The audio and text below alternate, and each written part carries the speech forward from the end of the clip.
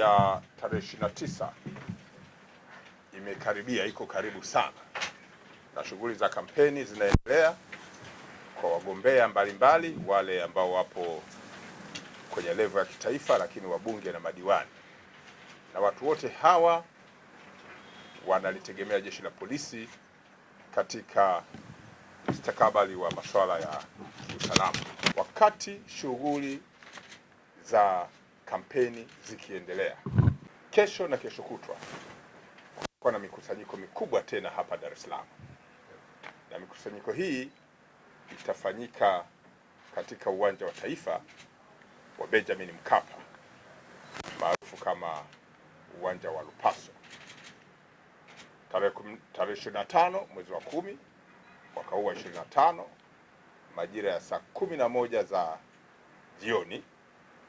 Kutakuwa na mchezo wa soka wa timu ya Dar es Salaam ambayo ni ya Tanzania sasa katika level hizi za kimataifa, ikicheza na timu ya Silver Strikers ya kutoka nchini Malawi.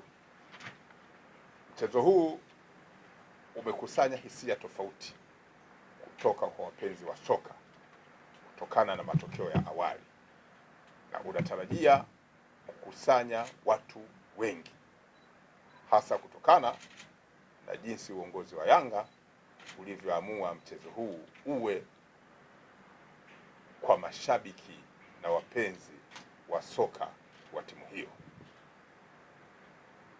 Uwanja ule una uwezo wa kuchukua watu 60,000, lakini pia watu hawa wanatakiwa wakiwa mle ndani wawe salama, waingie wakiwa salama na watoke wakiwa salama, bila kujali matokeo ni ya namna gani. Mchezo wa soka kwa kawaida una matokeo matatu: kushinda, kushindwa au kupata sare. Timu moja kusonga mbele kwenye mfumo wa mashindano haya na timu nyingine kubaki. Sasa itategemea matokeo ni yepi. Sasa jukumu letu sisi, bila kujali aina ya matokeo, ni lazima watu walioingia kwenye uwanja ule waendelee kuwa katika mazingira ya usalama, wawe na furaha au na uchungu. Kwa hiyo jeshi la polisi linawatahadharisha mashabiki wa soka watakaohudhuria siku ya kesho kwamba mifumo ya kiusalama itaimarishwa kwa kiwango cha juu. Upekuzi utafanyika. Hakuna mtu mwenye silaha ya aina yoyote, kwa tafsiri ya kisheria, silaha ya aina yoyote. Watu wakisema silaha wanafikiri ni bunduki. Kitu chochote ambacho kinaweza kuleta madhara kwa binadamu katika sura ya kujeruhi au kusababisha mazingira ya kiusalama kuharibika hakitaruhusiwa. Kwa hiyo upekuzi utakuwa wa hali ya juu.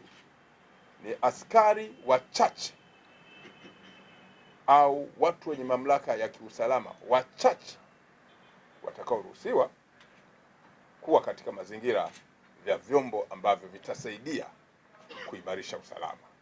Narudia, hakuna mtu yoyote asiye na mamlaka ya kisheria atakayeruhusiwa kuingia na kitu chochote ambacho kitatoa tafsiri ya kisheria kwamba ni silaha.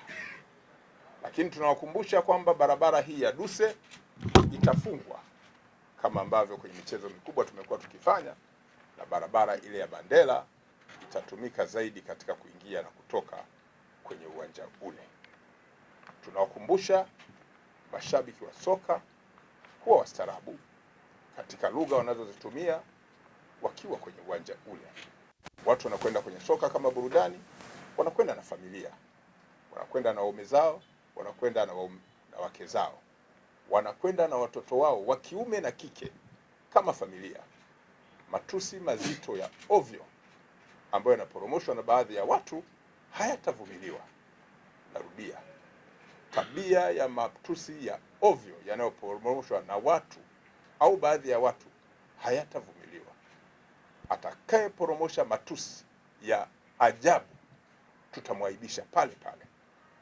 Narudia, vitendo vyovyote vya uvunjifu wa amani katika uwanja ule bila kujali matokeo havitavumiliwa. 26 mwezi wa 10 mwaka 2025, baada ya mchezo huu wa Yanga na Silver Strikers, kutakuwa na mchezo mwingine wa soka ambao utakuwa wa timu ya Simba ya Dar es Salaam ikiliwakilisha pia taifa ikipambana na timu ya Singizini ambayo inatoka kule Eswatini. Mchezo huo nao unatarajiwa kufanyika siku ya Jumapili tarehe 26 mwezi wa 10 mwaka huu wa 2025 majira ya saa 10 jioni.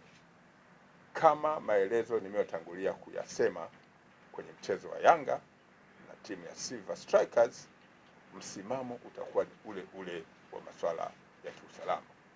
Kwa hiyo mashabiki wa soka wanaruhusiwa, wanaalikwa kwenda kwenye mchezo huo, lakini wazingatie mambo ya msingi ya ambayo yanahusisha kanuni za soka katika